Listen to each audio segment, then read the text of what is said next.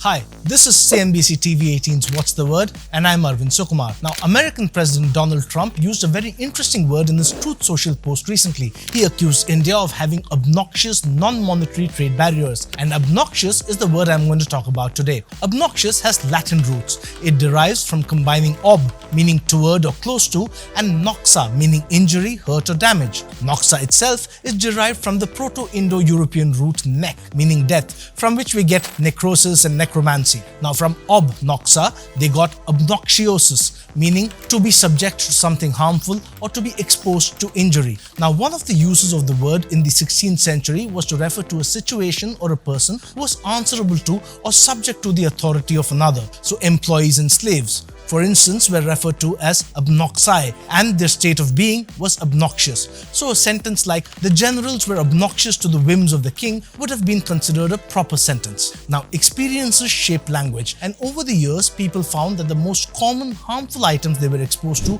were toxic fumes and poisons, and invariably these items would cause a person to vomit or be nauseous. Now just to clarify, nausea and noxious have nothing in common. Nausea comes from the Greek word nautia, meaning seasickness. Think nautical, which means of the sea. But coming back to noxious, probably because these toxic items most often induced vomiting, the attribute disgusting began to be attached to the word. So over time, around the 17th, 18th and 19th century, the meaning of obnoxious started shifting yet again. And so we come to today, where obnoxious is used to refer to anything that's offensive, hateful, highly objectionable, or evokes extreme dislike. Now that doesn't mean the original meanings do not hold true today. Those meanings are just obsolete, and the purists will tell you that a sentence like "war is obnoxious to soldiers and civilians alike" is just fine. So is the sentence "John was obnoxious when he darted across the busy road." It doesn't mean that John was disgusting, it just means that he was in danger.